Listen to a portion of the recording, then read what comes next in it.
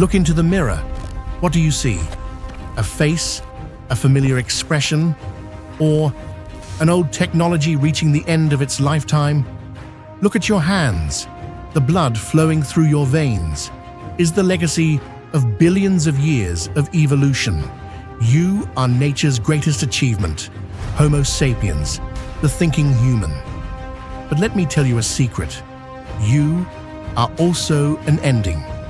We, this generation, the ones breathing right now, stand at the most critical threshold in human history. We may be the last people to be born and die as entirely biological beings. Those who come after us, they will not be like us. They will surpass the limits of flesh and bone. Let's be honest, the human body is flawed. We get tired, we forget, we get sick, and eventually, our biological clock simply stops ticking. This collapse we call death has been an unavoidable ending for thousands of years. But why? Why should we be trapped inside an 80 or 90-year lifespan? Biology is slow. To learn something, you must study for years. But silicon doesn't work that way. Software doesn't work that way. The cyborg revolution is not just about attaching a prosthetic arm. It is a war waged against limitation. Your eyes can only detect visible light, yet the universe is filled with infrared waves, radiation, magnetic fields, realms your body will never perceive. If we want to touch the stars, we must evolve beyond flesh. We must become metal. But look around. The future is already here. In truth, aren't we already cyborgs? Think about that empty feeling you get when you forget your phone at home, as if a part of your body is missing. Neuralink and other brain-computer interface technologies aim to connect the human brain directly to artificial intelligence. No keyboard, no touchscreen, just pure, thought-level communication. Tomorrow, all of us will be online, not through Wi-Fi, but through our neurons. And here, a philosophical horror movie begins. The paradox of Theseus's ship. If you replace every plank of a ship over time, is it still the same ship, or has it quietly become something entirely different? The cyborg transformation will not happen in a single morning. It will creep in slowly, silently, like aging, but in reverse. At first, it will feel like nothing more than a necessity.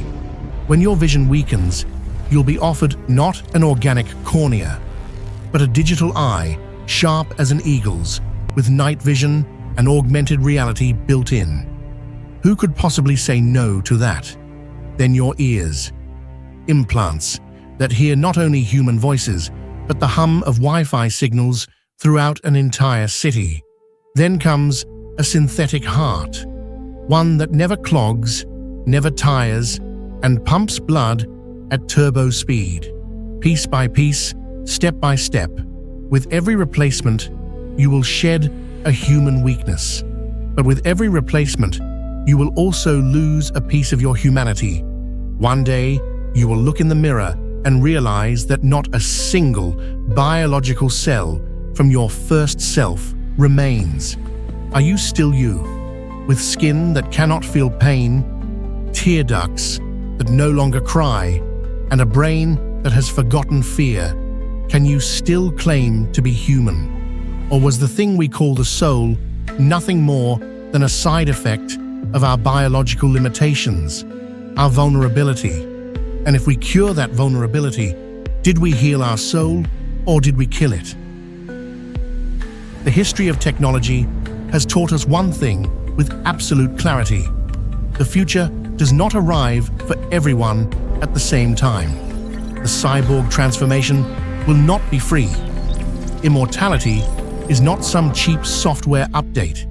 This will trigger a chasm unlike anything humanity has ever seen.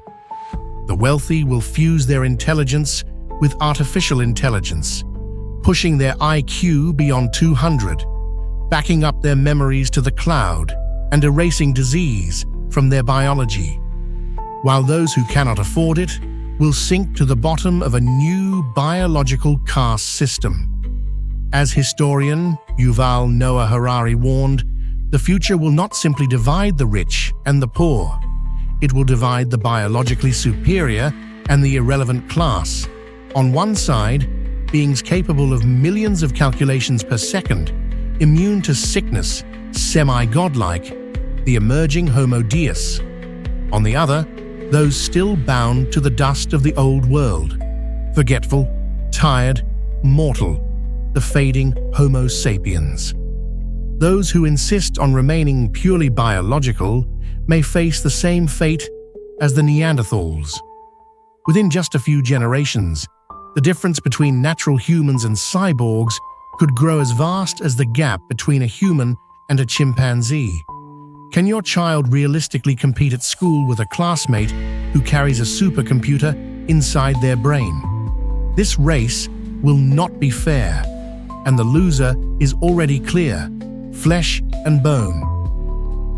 Let's say you decide to abandon the body entirely. Welcome to the age of mind uploading. But here, we face the darkest question in all of science fiction. Is it copying or transferring? When you upload your consciousness into a computer, does the real you actually go there? Or does the machine simply create a flawless imposter, one that has your memories, your personality, your entire life, but is not you? Imagine this: your brain is scanned, and a digital copy of you is uploaded to the cloud. That copy opens its eyes. It knows everything you know: your mother's face, your first heartbreak, your deepest secrets. It truly believes it is you. But the original you is still sitting in that chair. Now, there are two of you.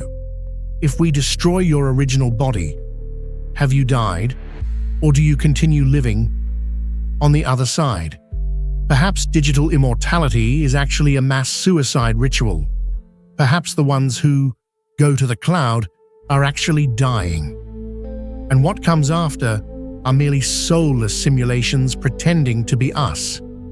We will never know, because no one who crosses into the cloud will ever come back to tell us the truth. Despite all these risks, despite all these fears, why won't we stop?